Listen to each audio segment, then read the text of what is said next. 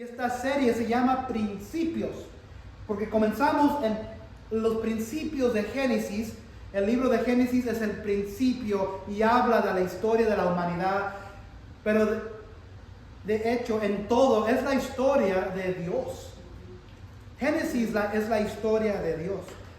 La palabra de Dios es la historia de Dios. Entonces, ya vamos en capítulo 38. Ay, estoy equivocado ahí. Estamos en capítulo 38 de Génesis. Entonces ya hemos recorrido 37 capítulos. Hay 50 capítulos. Entonces la meta, el anhelo es terminar el libro de Génesis para los tiempos festivos, como el Día de Acción de Gracia y para las Navidades. Pero ya vamos hasta el 38. Entonces, como Génesis habla de los principios de muchas cosas, el principio de la creación, el principio de la caída de la humanidad, el principio de como Dios sacó a Adán y Eva, el principio de la familia, el principio del rescate, del plan redentor. Si se acuerdan, en Génesis 3, Adán y Eva fracasaron y pecaron. Entonces, ¿qué es lo que sucedió? Sometieron no nomás a la humanidad a la maldición, sometieron toda la creación a la maldición. Entonces, no nomás sometieron a los hombres y las mujeres y la vida, sometieron a la creación. No había tornados, no había huracanes, no había enfermedad, no había espinas. No había donde teníamos que... ¿quién ha trabajado duro toda su vida hasta jubilarse? Todo, ¿verdad? No teníamos que trabajar duro porque Dios había permitido que creciera todo y estábamos comiendo plantas vegetales. Pero no era hasta que entró la maldición que ahora teníamos que trabajar duro, como dice, con el sudor de nuestra cabeza.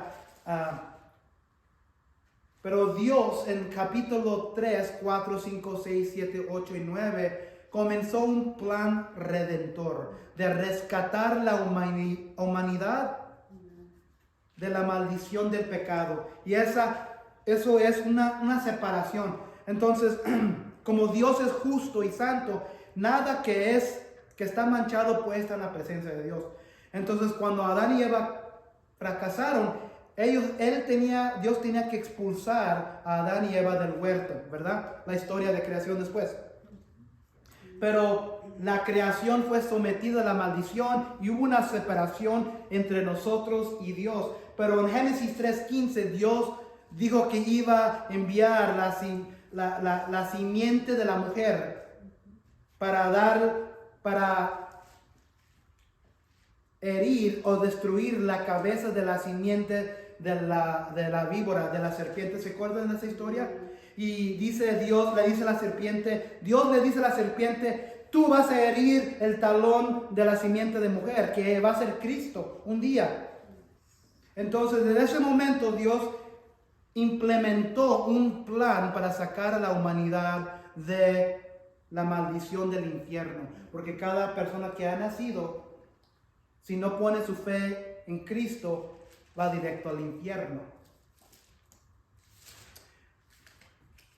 Hemos hablado de Abraham, de Jacob, de Isaac, y ahora, la semana pasada, comenzamos la historia de José.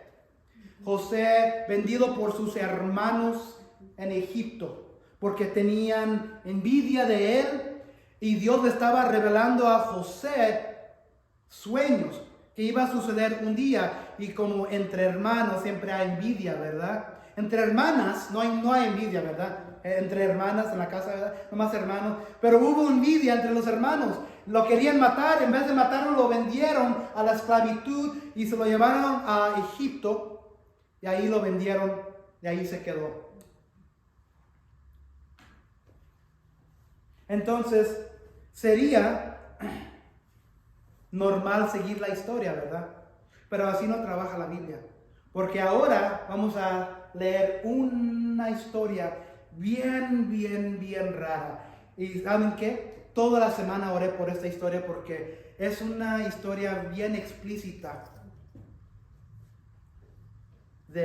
lleno de ¿cómo es la palabra? Promiscuidad. Esa es la palabra, ¿verdad? ¿Quién se acuerda leyendo una revista llamada La Alarma cuando estaban pequeños? Una alarma, ¿verdad? ¿Y qué era lo que ponían en la alarma? ¿Qué historias ponían en las alarmas?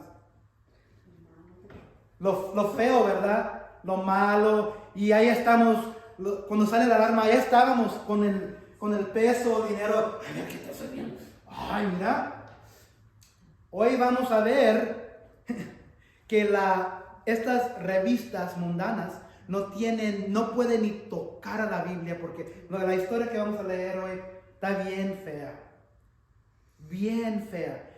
Y oré toda la semana para ver cómo lo iba a explicar, pero está en la Biblia. Lo feo está en la Biblia, porque Dios usa lo feo para atraer lo bueno. Entonces oré en caso que hubiera niños aquí. Qué bueno que no hay niños aquí, porque todo lo que vamos a oír hoy va a ser para adultos. Y yo no soy el que lo estoy diciendo y construyendo. Esto viene directo de la palabra de Dios. Entonces,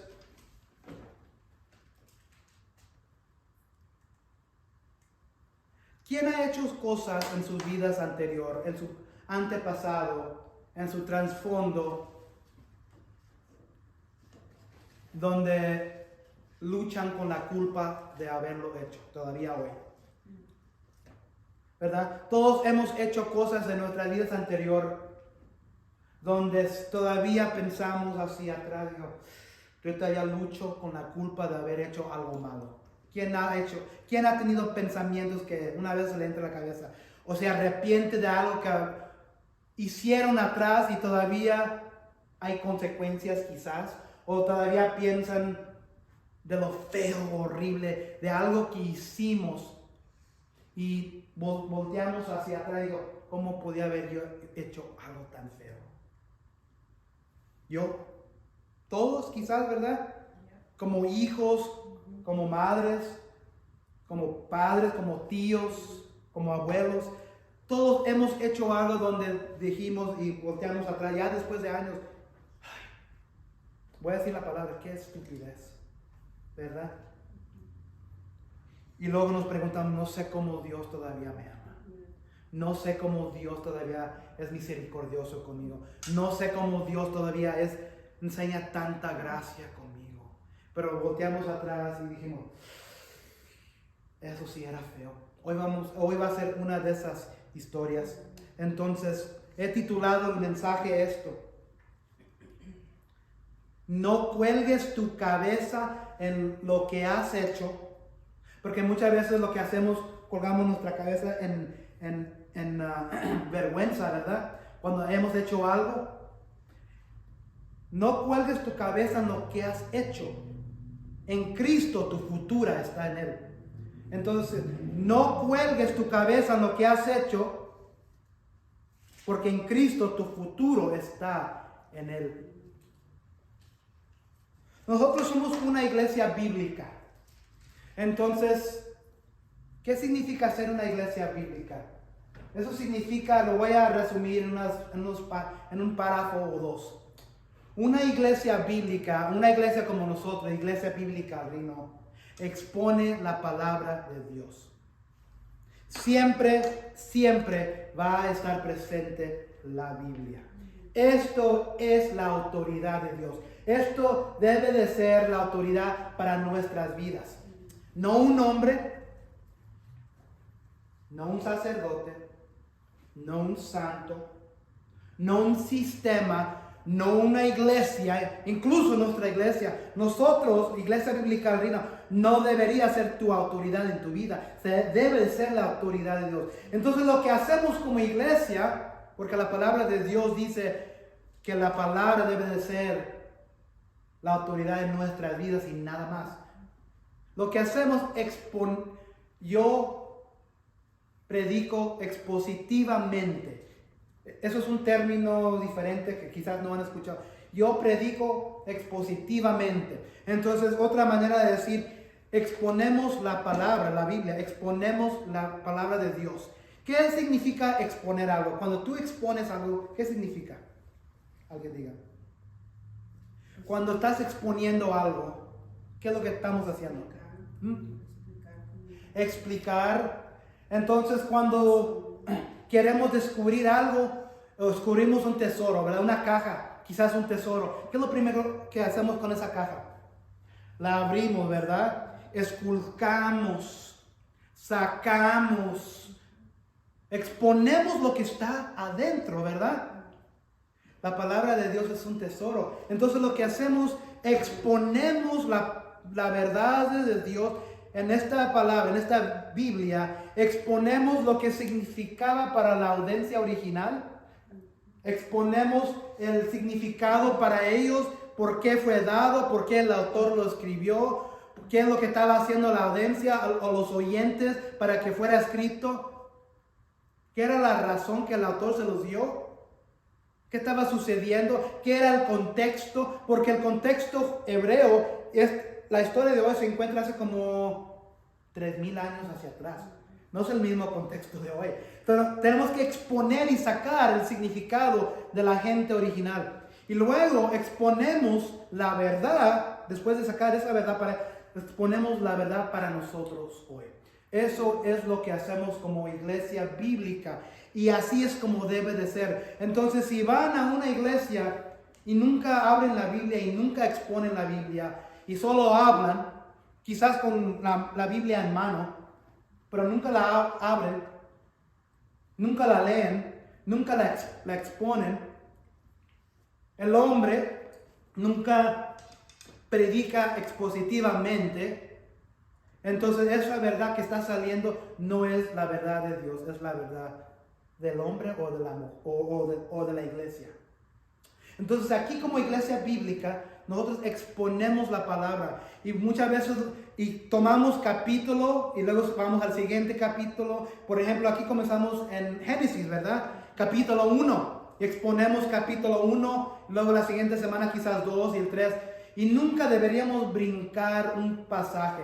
Y eso es el problema, que mucha gente, los hombres, los predicadores que predican no expositivamente, brincan pasajes porque son un poco difíciles para la gente. Pero ¿por qué vamos a brincar un pasaje si es difícil si es la verdad? Hay una razón. Todo está inspirado por Dios. Hay una razón que pasajes difíciles o pasajes que son difíciles de entender, complicados, están allí para nosotros. Entonces, una iglesia que predica o abre la Biblia expositivamente es una iglesia que está predicando la verdad. Entonces, muchos de nosotros hemos ido a una iglesia antes donde nunca se abre la Biblia o brincan de tema a otro y nunca abren el capítulo y hablan de lo que está sucediendo en ese pasaje y luego adelante la siguiente semana. Nosotros es lo que hacemos aquí. Nunca esquipeamos o nunca brincamos un pasaje. Porque sería bien fácil de brincar este pasaje y decir, no, eso no nos pertenece a hoy, o está un poco feo para leer, pero está en la Biblia. Es peor que lo que encontrábamos en la alarma, pero hay una razón que Dios la tiene allí. Y eso es este pasaje hoy. Judá era uno de los hijos de Jacob. ¿Se acuerdan? Jacob tuvo 12 hijos. Y a la semana pasada hablamos de José, que fue vendido por sus hermanos a la esclavitud de Egipto. Hoy vamos a hablar de Judá y su familia. Vamos a brincarnos directamente al pasaje. Génesis 38, versículo 1. Por esos días, Judá se apartó de sus hermanos y se fue a vivir a la casa de un hombre llamado Hirá, residente del pueblo de Adulán. Entonces, primero vamos a mirar ahí que Judá se apartó de sus hermanos y se fue a vivir en la casa de un hombre llamado Hirá, residente del pueblo Adulán. Una explicación. Allí miran que Judá estaba viviendo entre sus hermanos, ¿verdad? Acuérdense que Dios había elegido una familia, su pueblo hebreo, judío, va formando su pueblo judío. Él escogió a los judíos, al pueblo hebreo, para atraer un día a Jesucristo, porque todavía no existía el pueblo judío. Pero ya aquí Dios ha escogido una familia que ahorita en este momento incluye los 12 tribus de Israel. ¿Han escuchado de un término llamado, una frase, los 12 tribus de Israel? Judá era uno de los hijos de Jacob, era uno de sus tribus. Pero siendo parte del pueblo de Dios, somos de Dios, ¿verdad? Un pueblo de Dios es el pueblo de Dios.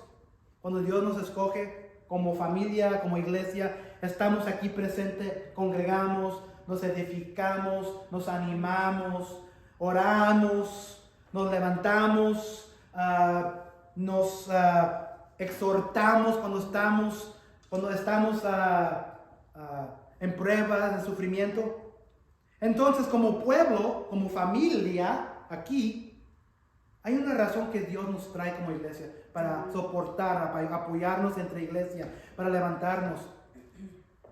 Por ejemplo, si yo escucho de un miembro que está en la audiencia en un domingo, muchas veces esa persona, aún como pastor, me anima. Porque quizás yo escucho el testimonio de algo que sucedió en su semana y yo soy levantado y edificado. Y eso es lo que hace el pueblo de Dios. Nos congregamos para ser levantados y exhortados y animados. Judá se apartó de sus hermanos. Cuando nos apartamos como familia, hay una razón. Judá se apartó de sus hermanos y se fue a vivir a la casa de un hombre llamado Hirá, residente del pueblo de Adulán. Adulán es un pueblo en Canaán. Dios había escogido a esta familia que se quedaran a vivir en Hebrón. Y lo único que había afuera de Hebrón eran cananeos. ¿Y qué son los cananeos? Son idólatras. Ellos adoraban a dioses ajenos. Ellos adoraban a ídolos. Ellos seguían a los dioses de Mesopotamia. Ellos seguían a los dioses como... que es uno de los... son demonios. Ellos seguían a demonios. Ellos seguían a dioses ajenos. Molec es uno. Baal es otro. Entonces, ahora tiene un poco sentido cuando Judá se comienza a apartar aquí. ¿Qué es lo que piensas que quiere hacer Judá debido a apartarse de su familia? ¿Quiere seguir qué? Al mundo. Quiere seguir los ídolos del mundo. Quiere seguir los ídolos de la tierra de acá. ¿Sabe qué? Seguir a Dios un poco. Ya me cae un poco gordo. Estoy cansado de lo aleluya. Estoy cansado de Jehová. Voy a apartar voy a hacer lo que yo quiero. Es lo que está sucediendo aquí. ¿Están conmigo? Allí Judá conoció a una mujer, hija de un cananeo. ¿Y qué es lo que hacían los cananeos? Adoraban a dioses ajenos. Entonces, si los cananeos adoraban a dioses ajenos, una mujer cananea va a adorar ¿qué? A dioses ajenos. Judá se cansó y encontró una mujer. Allí Judá conoció una mujer, hija de un cananeo llamado Suá, y se casó con ella. ¿Qué va a suceder ahora que está casado, que no esta mujer cananea que adora a dioses ajenos? Cuando la mujer muchas veces, yo digo mucho de esto, mi señora dice, yo no soy esa persona. Pero muchas veces ¿quién aquí ha sido casada antes? Anteriormente, ha sido casado. El hombre muchas veces, el esposo quiere hacer lo que dice la mujer. Cuando se le mete el oído, oye papi, quiero esto. Y así debemos de mantener nuestra familia, debemos de soportar y apoyar y respaldar a nuestras esposas en todo, ¿verdad? Así debe de ser, porque Dios nos hace uno.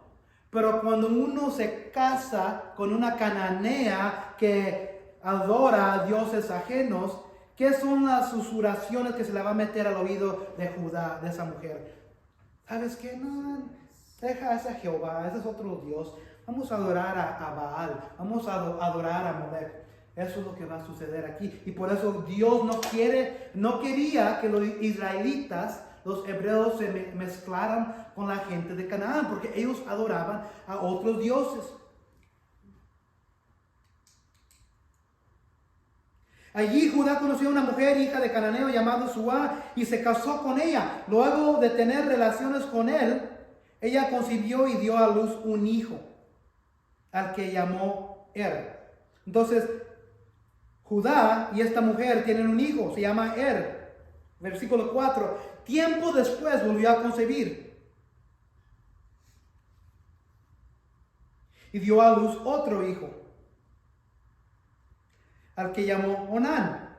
Pasado el tiempo tuvo otro hijo, al que llamó Selah, el cual nació en Kesir. O sea, aquí encontramos que Judá tuvo 3 hijos, ¿verdad? Es todo lo que sacamos de aquí. Pero sacamos que Judá se separó, se fue de la casa con una cananea y tuvo hijos. Versículo 6. Judá consiguió para su hijo su hijo mayor, una esposa que se llamaba Tamar, otra cananea. Pero al Señor no le agradó la conducta del primogénito de Judá y le quitó la vida. La Biblia no dice por qué Dios le quitó la vida, aparte de que su conducta no agradó a Dios.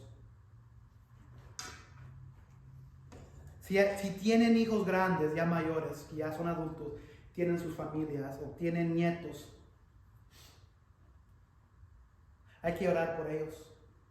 Hay que orar por nuestros hijos, nuestros nietos, adultos o pequeños. Porque si Dios no es agradado por nuestros hijos, Dios tiene manera de disciplinar. Lamentablemente la verdad es esto. Muchas veces Dios toca los cuerpos de su pueblo. ¿Y qué significa eso cuando digo? Muchas veces Dios permite, por desobediencia, permite que venga la enfermedad. Permita que venga el cáncer. Permita que venga el COVID. No es siempre decir que esa es la razón, pero aquí al Señor no le agradó la conducta del primogénito de Judá y le quitó la vida, lo mató. Entonces estamos caminando en pecado, o si nuestros hijos están caminando en pecado, hay una posibilidad que Dios puede tocar a nuestra familia, quitarle la vida. Eso es bien difícil de entender y aceptar, pero aquí es lo que dice la palabra. Cuando hay desobediencia, tiene que haber disciplina. ¿Quién aquí ha tenido hijos, hijas, nietos, nietas, sobrinos, sobrinas y han tenido que disciplinar a sus hijos, nietos, nietas, primos, primas, nietos, sobrinos, sobrinas? ¿Por qué los disciplinamos? Porque los amamos, ¿verdad? Dios disciplina cuando hay desobediencia. No siempre quita la vida, muchas veces nos quita ciertas cosas, muchas veces sufrimos en la vida, muchas veces es con las finanzas, pero una vez quita la vida. Y aquí no se explica por qué Dios le quitó la vida a su hijo, nomás que desobedeció. Versículo 8. Entonces, aquí donde se va a poner un poco raro. Entonces,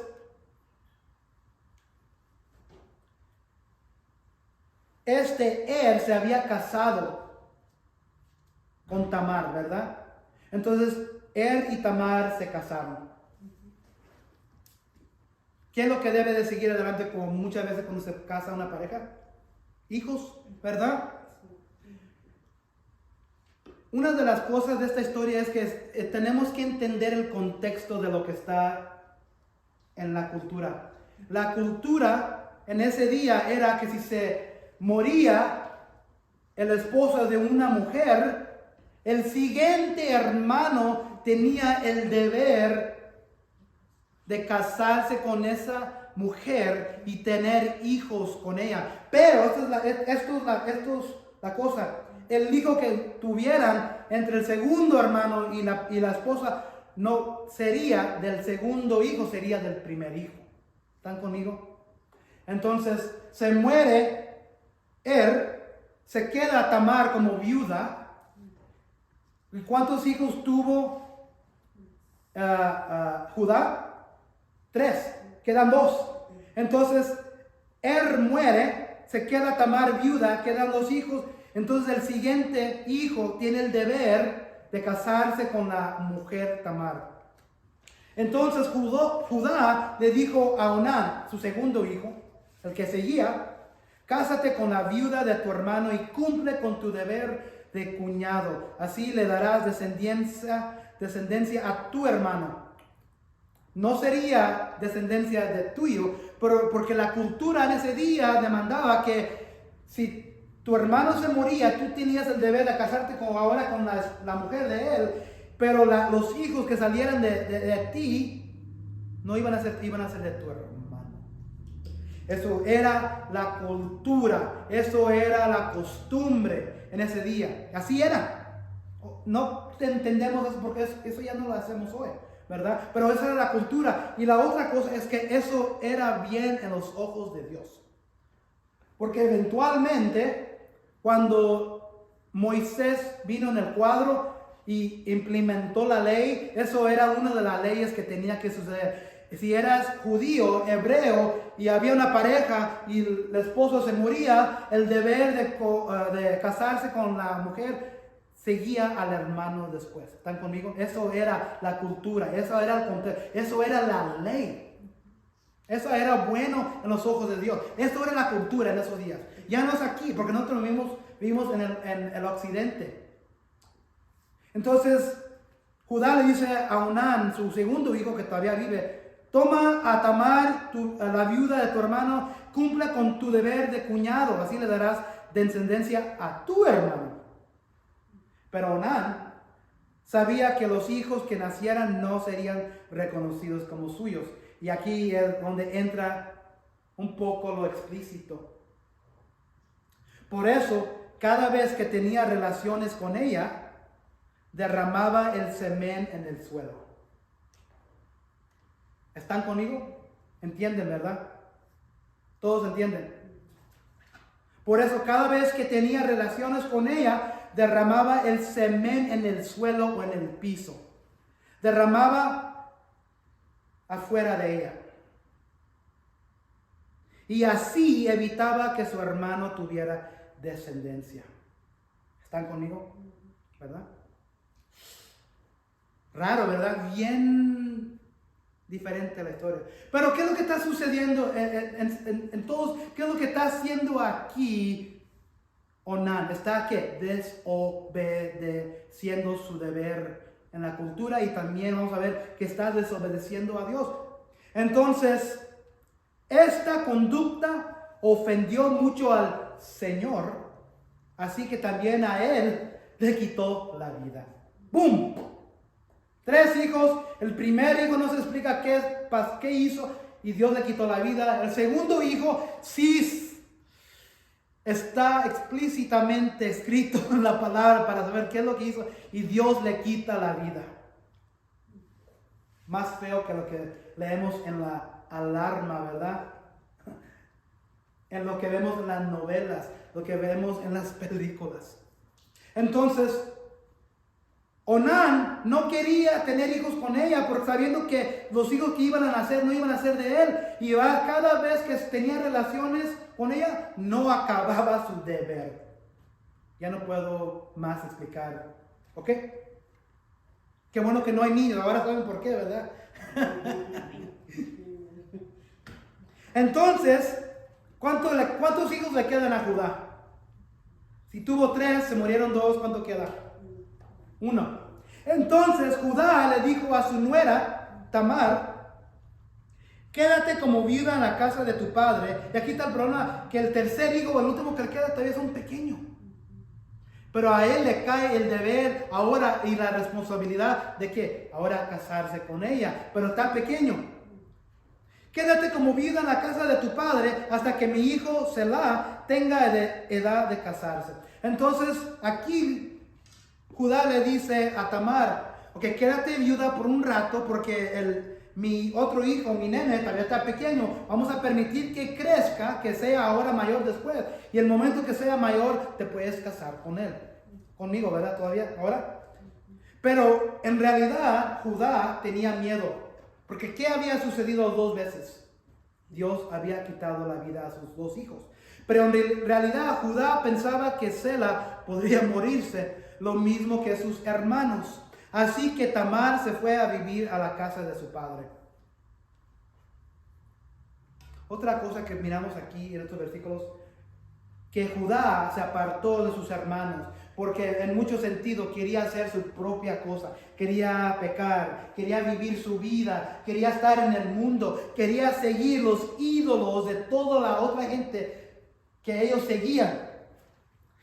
Y cuando tenemos hijos o nietos o nietas, cuando tenemos hijos y nosotros estamos haciendo algo que debemos de hacer en los ojos de Dios o algo que no debemos de hacer en los ojos, ¿qué es lo que hacen los hijos después? ¿Qué es lo que están haciendo los hijos? Mientras nosotros estamos ya sea en pecado o estamos en obediencia a Dios. ¿Qué es lo que hacen los hijos? ¿Qué están haciendo los hijos todo ese tiempo? Mirando, absorbiendo todo lo que hace mi papi, mi mami. ¿No creen que no había una chance que los hijos de Judá miraran a su padre desobedeciendo a Dios y siguió esa maldición generacional en ellos? Yo creo que sí. Entonces el único que puede, yo creo, tener la culpa de esto es el padre aquí en esta historia. Y siempre regreso a esto en los sermones. Muchas veces cuando hay una ausencia de hombre en la casa, aunque esté un hombre físicamente en la casa, pero esté ausente en Dios, en la casa, va a haber problemas en los hijos. Cuando Dios está ausente en la vida del padre o del hombre o en el matrimonio, va a haber problemas. Porque cuando Adán y Eva cayeron y fracasaron, Eva comió del árbol primero, ¿verdad? De la manzana. Pero ¿quién fue Dios primero a buscar y culpar? ¿Quién? El hombre. El hombre. Entonces, los hijos siempre siguen el ejemplo de los padres. Especialmente el padre. Muchas familias. Yo tuve un padre alcohólico. Lo amaba bastante y él me amaba a mí. Él trabajaba duro toda su vida. Él falleció en 2010 y yo lo amaba. Era mi querido padre. Pero lo más que me acuerdo de él, que él tomaba bastante. Y yo, anteriormente, he peleado con el alcohol. Antes. Y cada cuando se me meten esos pensamientos en ¿por qué miré a mi papá hacer cosas? Yo lo amo bastante. Pero muchas veces los hijos y las hijas salen igual que los padres porque los padres están haciendo algo que no deben de hacer. Y luego culpamos a alguien, culpamos a Dios. Pero el hombre, si hay un hombre en el cuadro, en el matrimonio, o si hay una ausencia de hombre, quizás es una madre soltera, eso afecta a los niños. Eso afecta. ¿Quién piensa que cuando hay una ausencia de un padre, ya sea que estén presentes, pero no están presentes en Dios, o que no haya físicamente un padre, ¿cuántos de ustedes creen que eso afecta a los niños después en la vida de adultos? Sí. Y aquí hay un padre, pero el problema es que está Dios ausente en la vida de su padre y ahora los hijos están repitiendo la misma vida pecaminosa. Dios ha quitado las vidas a estos 2 hijos. Entonces hay que orar por nuestros matrimonios en el sentido para los maridos. Y si es una mujer madre soltera, hay que orar por la madre soltera, porque la madre soltera tiene que hacer el deber del padre y del hijo. Y hay una razón que Dios atrajo una mujer y un hombre en el huerto para que se casaran, para que fuera una unión. Fue diseñado por una razón, por un propósito, porque un hijo, sí se puede hacer con un padre soltero, sí se puede hacer con una madre soltera, pero es más difícil. Es más difícil. Entonces, cuando en los matrimonios donde yo consejo que vienen a mí, siempre, o si están hablando de divorcio, siempre, les digo a la cara del hombre o del esposo: tú tienes la culpa. Tú tienes. La mujer también tiene la culpa en varias, porque la mujer también, Dios le culpó y le dijo: por todos vas a tener niños y vas a sufrir, vas a tener dolores. Pero el deber primero siempre cae al hombre.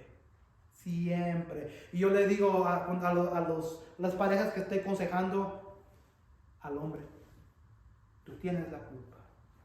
Como esposo, como padre, el hombre tiene la culpa. Pero no es decir que la mujer todavía no tiene responsabilidad, porque Dios también castigó a la mujer en el huerto. Seguimos adelante. Entonces aquí Judá tiene miedo que su último hijo le vaya a suceder lo mismo. Entonces le dijo a su nuera Tamar: espérate que crezca mi hijo y cuando ya esté de edad te puedes casar. Pero dice la palabra, en realidad, que Judá pensaba que solo podría morirse. Entonces, como sus hermanos. Así que Tamar se fue a vivir a la casa de su padre. Aquí es donde se pone más feo, más raro. Después de mucho tiempo, murió la esposa de Judá. Entonces Judá, el papá, se le murió la esposa, la hija de Suá. ¿Se acuerdan que él fue a Canaán a buscar? Se le murió. Al concluir el tiempo del duelo, Judá fue al pueblo de Timnat para trasquilar sus ovejas, es lo que dice la palabra. Lo acompañó su amigo Hirá, el adulamita. Cosas buenas nunca pasan cuando sale el hombre o el esposo con sus compañeros. Aquí lo que está sucediendo, Judá, se le muere la mujer, se le muere su cananea esposa y sale con los compañeros, con los compadres. Vamos a ir a trasquilar a nuestras ovejas, vamos al pueblo. Nada bueno pasa cuando salen los compadres con el hombre. Cuando Tamar, la viuda, su nuera, se enteró de que su suegro se dirigía hacia Timnat para esquilar o trasquilar a sus ovejas, aquí se va a poner más interesante. Se quitó el vestido de viuda, porque las viudas usaban como vestido negro, tenían un velo que se cubrían la cara, ¿verdad? Porque estaban todavía de viudas. Se quitó el vestido de viuda, se cubrió con un velo para que nadie la reconociera y se sentó a la entrada del pueblo. Una cosa, las entradas del pueblo era donde siempre todo sucedía, donde pasaba trámites, transacciones, donde los jefes del pueblo se hacían como jueces, ahí estaban juzgando a ciertas cosas. La puerta, la entrada del pueblo es donde siempre el oficial pasaba todo, es lo más importante. Entonces Tamar sabía esto, sabiendo que iba a venir su suegro, se quitó su vestidura, su ropa de viuda, y fíjense lo que dice: se quitó el vestido de viuda, se cubrió con un velo para que nadie la reconociera y se sentó a la entrada del pueblo de Enaim, que estaba en el camino de Atiná. Esto lo hizo porque se dio cuenta de que Sela ya tenía edad de casarse y aún no se lo daban a ella por esposo. Entonces pasó el tiempo, y creció el hijo, Selah, el hijo de Judá. Pero Judá nunca se la dio. Se la dio como esposo. Miren el ejemplo que está dejando aquí Judá. Feo. Le mintió porque no quiere que se muera su hijo también. Pasó tiempo. La nuera, aquí, Tamar, ya después, está frustrada. Y acuérdense que en ese contexto, en esos tiempos, Una viuda no casada no tenía nada de valor. Nada de valor. No tenía hijos, no tenía herencia, no tenía un esposo para mantenerla. Era considerada como basura. Entonces a esta viuda, Tamar, era bien importante que ella se casara, pero el papá de su esposo, el suegro, nunca se lo dio, el que faltaba. Y se cambió de ropa y se puso la puerta, se puso un velo para que nadie la reconociera, esperando que entrara Judá con sus compañeros. 15-19.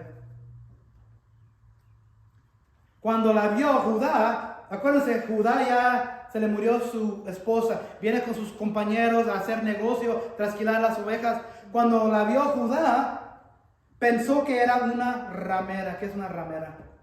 Una prostituta. Dije que estaba feo esta historia, ¿verdad? Muchas iglesias no predicarían este pasaje. ¿Por qué? Porque no son una iglesia de Dios. Una iglesia de Dios, una iglesia que va a exponer la Biblia, nunca va a brincar ningún pasaje.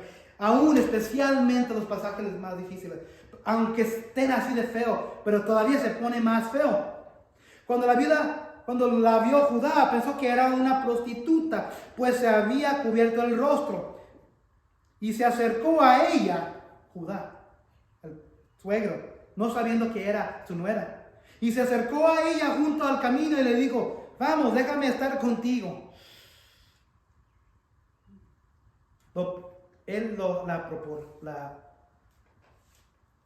¿Qué es la palabra? Le dice: vente conmigo. Piensa que es una prostituta. Vamos, déjame estar contigo, pues no sabía que era su nuera. Y luego Tamar le dice: ¿qué me darás por estar conmigo? Acuérdense, esta viuda le han mentido. Ella sabe quién es él. Hay un propósito que aquí está haciendo ella. Cuando el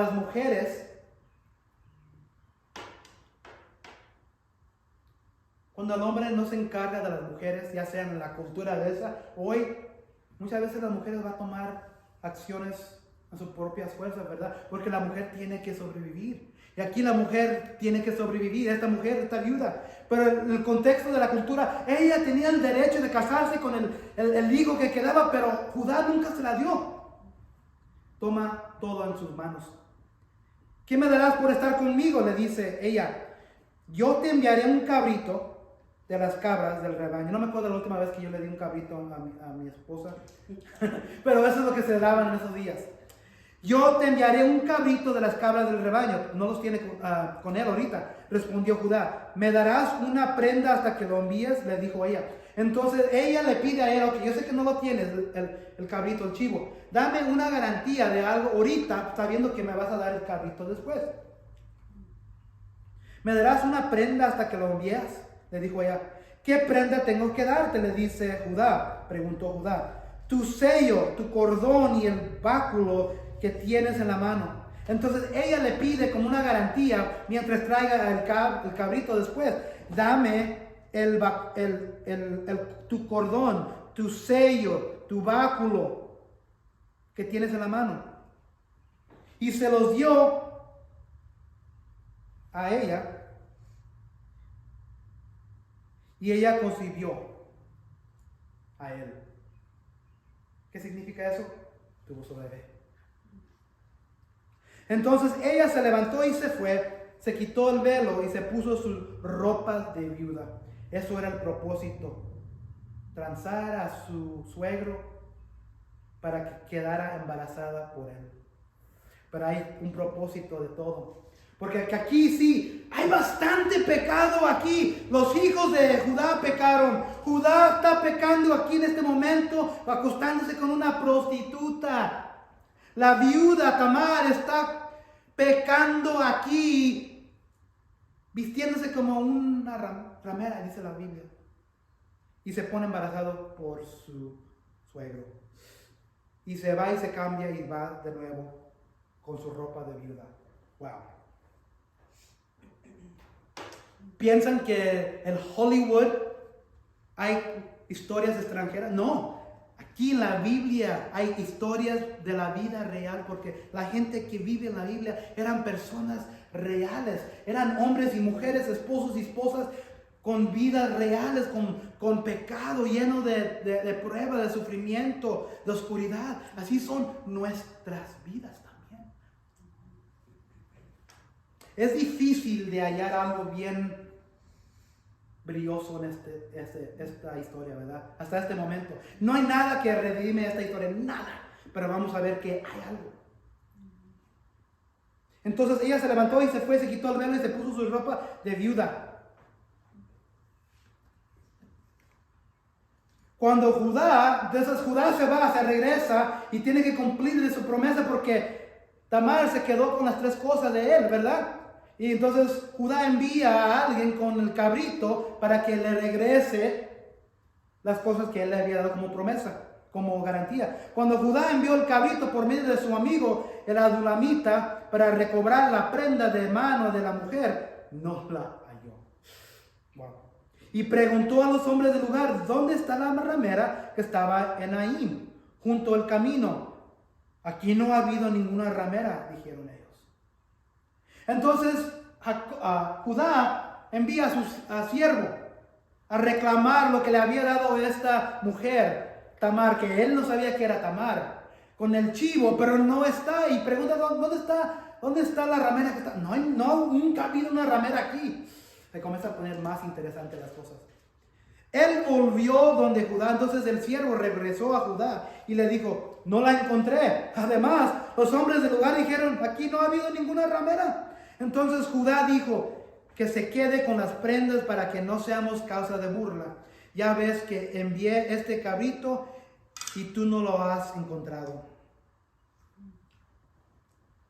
Dijo Judá, que se quede con ellas porque es mejor que se quede con ellas, nos regresamos con el cabrito, porque si se da cuenta la gente que lo que hice, vamos a ser la burla del pueblo. Que le di a una prostituta mis cosas de mi ropa y envié un cabrito y no está, nos dejó, como dicen, nos dejó afuera.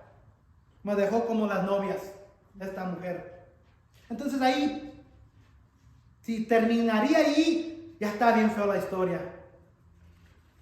Pero se pone más interesante. Versículo 24. Entonces Judá ha pecado y él piensa que nadie se da cuenta, pero eventualmente muchas veces el pecado sale a la luz. Si no en esta vida, en la que sigue. Y a los 3 meses, ¿qué pasa cuando una mujer se embaraza y pasan meses? Se nota. ¿Y dónde vive esta viuda? ¿Con quién vive? Con el suegro. Y el suegro y los que trabajan ahí, los que viven con la casa, van a mirar a Tamar y van a decir, algo diferente aquí. Y acuérdense que no está casada, es una viuda. Y a los 3 meses informaron a Judá diciendo, tu nuera Tamar ha fornicado y ha quedado encinta a causa de la fornicación. Ha quedado embarazada.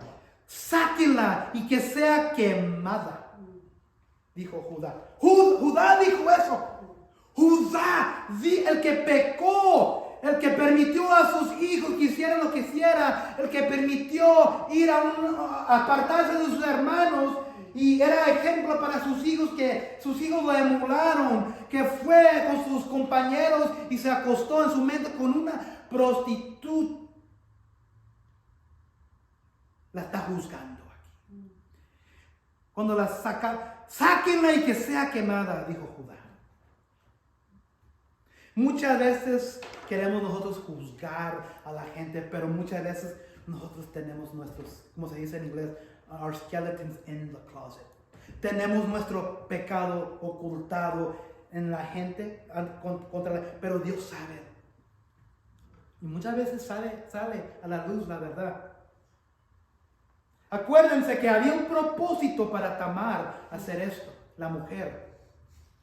Cuando lo sacaban, ella envió a decir a su suegro, aquí está el chiste, del hombre a quien pertenecen estas cosas estoy encinta. Y añadió, le ruego que examine y vea de quién es este sello, este cordón y este báculo. Wow. El pecado oculto no vale. No vale el pecado esconderse, porque el pecado siempre sale a la luz. Si no es en esta vida, Dios un día vamos a estar confrontados en la presencia y Él va a decir, ¿te acuerdas, Judá, de esto? ¿Te acuerdas, Joel, de esto? ¿Te acuerdas, hermano, hermana? ¿Te acuerdas, hijo o hija mía, de esto? Siempre sale a la luz. Y muchas veces sale a la luz en esta vida. Judá lo reconoció. ¿Qué hubiera pensado Judá? Y dijo, ella es más justa que yo, por cuanto yo no la di por mujer a mi hijo Selá, y no volvió a tener más relaciones con ella. Y sabía Judá que él era la razón que ella hizo esto, porque no le había dado su último hijo a ella. Y dice que aquí que ya no tuvo relaciones más con ella. Pero como una mujer se embaraza, ya después de 9 meses, ¿qué pasa? Salen hijos, ¿verdad? Se pone más interesante. No hay nada aquí pintado en rosas, nada aquí que se escucha bien, ¿verdad? Y sucedió que al tiempo de dar la luz había mellizos en su seno, gemelos, twins. Aconteció además que mientras daba a luz, uno de ellos sacó su mano y la partera la tomó y le ató un hilo escarlata en la mano, diciendo, este salió primero. Entonces el niño que sale primero, el gemelo, le pone un cordón rojo para que sepan después que este salió primero, porque ¿qué era la cultura en ese día? El primogénito siempre tenía la herencia de todo el padre. Así para que no se confundieran después. Bueno, ¿quién es el que va a regar? Porque la primogenitura es bien importante. El primero que salga va a recibir toda herencia. Entonces le pone el cordón rojito alrededor de la mano, el que va saliendo. Y le puso un hilo escarlata en la mano diciendo, este salió primero. Pero sucedió que cuando él, el primero, retiró su mano, debía estar en la vientre, su hermano salió, el otro. Entonces ella dijo, ¿qué brecha te has abierto? Por eso le pusieron por nombre Fares. Acuérdense de ese nombre por un momento. Fares. Es el hijo de uno de los gemelos. Después salió su hermano que tenía el hilo escarlata en la mano y le pusieron por nombre Sara. Fares. Iba saliendo Sara primero y luego retiró su mano y salió Fares, luego salió Sara. Bueno, eso es la historia. Una palabra que nomás tengo aquí en mi lengua. Wow. Qué horrible, ¿verdad? Qué horrible.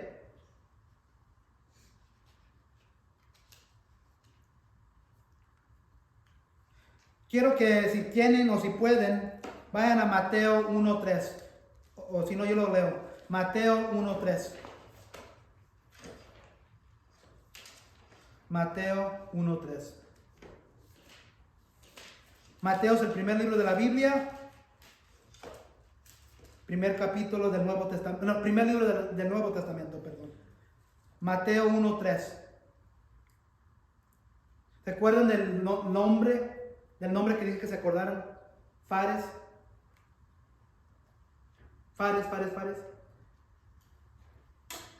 Muchos piensan que Jesús salió de una linaje perfecta.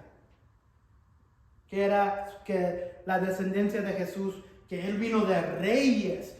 Y que Él vino de reinas. Y que Él vino de gente y familias perfectas. No es cierto.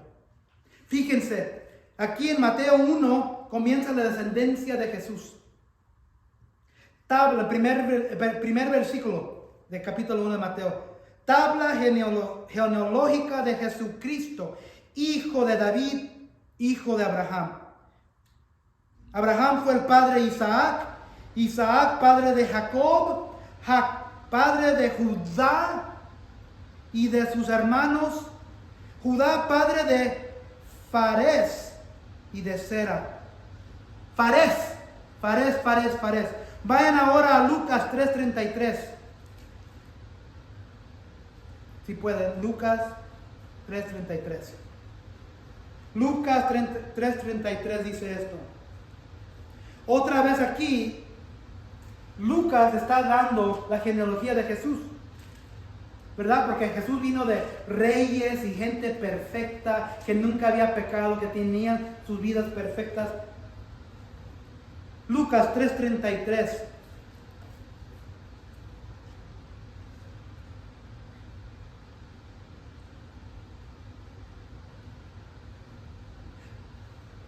Actualmente comienza en versículo 23. Jesús tenía 30 años cuando comenzó su ministerio. Era hijo, según de cría, de José, hijo de Elí, hijo de Matat, hijo de Leví, hijo de Melquí, hijo de Hanai, hijo de José, hijo de Matatías, hijo de Amós, hijo de Nahum, hijo de Esli, hijo de Nagai, hijo de Maat, hijo de Matatías, hijo de Semei, hijo de Josec, hijo de Judá, hijo de Johanan, hijo de Reza, hijo de Zorobabel, hijo de Salatiel, hijo de Neri, hijo de Melquí, hijo de Adi, hijo de Cosán, hijo de Elmadán, hijo de hijo de José, hijo de Eliezer, hijo de Jorín, hijo de Manat, hijo de Leví, hijo de Simeón, hijo de Judá, hijo de José, hijo de Jonán, hijo de Eliaquín, hijo de Meleá, hijo de Manián, hijo de Matate, hijo de Natán, hijo de David, hijo de Isaías, hijo de Obed, hijo de Buuz, hijo de Salmón, hijo de Naasón, hijo de Aminadab, hijo de Aram, hijo de Hezrón, hijo de ¿qué? Fares, hijo de Judá. Dios usó a gente imperfecta para su propósito. Galatas 3:26-29 dice esto: todos ustedes son hijos de Dios mediante la fe en Cristo Jesús, porque todos los que han sido bautizados en Cristo se han revestido de Cristo. Ya no hay ni judío, ni griego, ni esclavo, ni libre, ni hombre, ni mujer, sino que todos ustedes son uno solo en Cristo Jesús. Y si ustedes pertenecen a Cristo, y Judá y Fares pertenecían a Dios, aún en su estilo pecaminoso. Y si ustedes pertenecen a Cristo, son la descendencia de Abraham y herederos según la promesa. Nosotros que hemos puesto nuestra fe en Cristo, somos parte de la herencia de Cristo. 1 Pedro 1:3-4, aquí la tengo en la pantalla. Bendito sea el Dios y Padre de nuestro Señor Jesucristo, quien según su gran misericordia, Dios tuvo misericordia con esta familia, con este padre, con esta mujer, con el hijo, Fares, y los incluyó en la descendencia de Jesucristo mismo. Nos ha hecho nacer de nuevo a una esperanza viva mediante la resurrección de Jesucristo de entre los muertos, para obtener una herencia incorruptible, inmaculada y que no se marchitará, reservada en los cielos para vosotros. Entonces, si tú has hecho algo como Judá, como Tamar, tratando de ocultarlo, y te culpas aún todavía hasta este día de lo que has hecho, Dios dice: no importa. Así, la misma manera que salió Cristo de estos hombres y mujeres llenos de suciedad, Dios puede usar lo que hemos estado y decir: Tú ya no eres esa persona. Te estoy incluyendo en mis herencias. Eres parte de la herencia de Jesucristo. No cuelgues tu cabeza. No te culpes. Te voy a usar. Dios usó a esta familia llena de pecado, llena de suciedad, y fueron incluidos en la herencia de Jesucristo.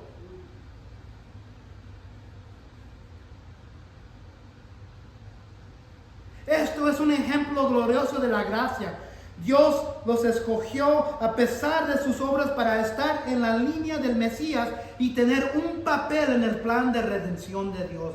Lo feo, lo horrible, los hechos de nuestras vidas pasadas, la culpa, entiérralo. Tú ya no tienes identidad en esto. Tu identidad está en Cristo. Olvida tu suciedad, olvida la culpa que tienes todavía de lo que has hecho, y mira hacia Cristo, porque Él te incluye en su herencia.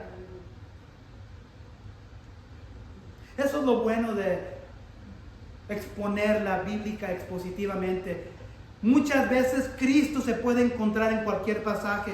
Y todo, o si no, todo apunta a Cristo. El mismo Farés que se encontró en Génesis 38 se encuentra en la genealogía de la Biblia en Mateo y en Lucas. Esa es la hermosura de la palabra de Dios, que en cualquier pasaje se encuentra o algo apunta a Cristo. Entonces, si tú tienes algo donde no te has perdonado, que todavía te culpas hasta este día, acuérdate de esto. Pero Dios. Efesios 2, 8 a 9. Efesios 2, 8 a 9. No lo tengo en la pantalla tampoco.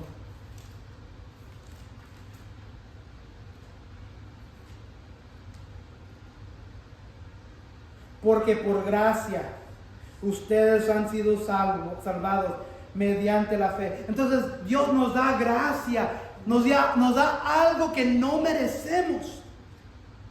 Esto no pertenece de ustedes. Entonces no es nada que tú has hecho, que yo he hecho. Dios da gracia al que Él quiere, a sus escogidos, y les abre los ojos y dice: tú ya no eres la criatura vieja, tú ya no eres el Judá, tú ya no eres Tamar. Tú eres escogido para el linaje de Jesucristo y tienes una herencia en el futuro eterno mío, dice Dios. Porque por gracia ustedes han sido salvados mediante la fe.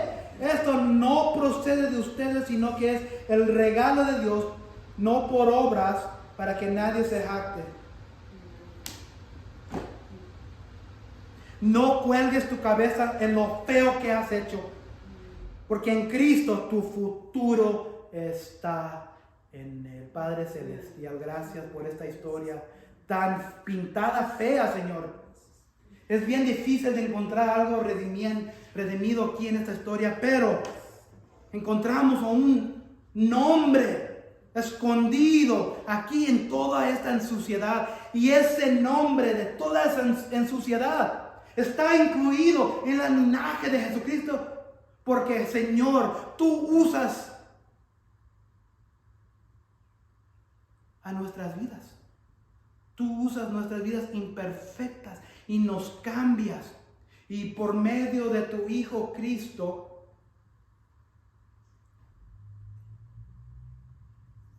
hay un propósito para todo lo que hacemos como cristianos. Entonces, si hay alguien aquí que todavía se culpa de algo feo que hizo, tenemos aquí varios ejemplos en Judá, en estos dos hijos que murieron, en Tamar. Pero de toda esta suciedad, de todo esto pecaminoso, salió algo hermoso. Jesucristo, Señor, tú mismo. Entonces, usa nuestras vidas para cambiar el futuro. Y úsanos de aquí adelante, no mirando hacia atrás, pero mirando el futuro, la herencia que tenemos en Cristo, para ser usados por ti, Señor, porque somos hechura tuyos, Señor, criados de antes de la fundación del mundo para buenas obras. Queremos hacer buenas obras. Úsanos y quita de encima al diablo que nos quiere culpar de esto y esto y esto, o que no podemos porque esto y esto y esto. Úsanos como usaste a esta familia llena de pecado. Úsanos para tu gloria, Señor. Cambia nuestras vidas para el propósito de Dios. En el nombre de Jesucristo oramos todo esto. Amén y amén.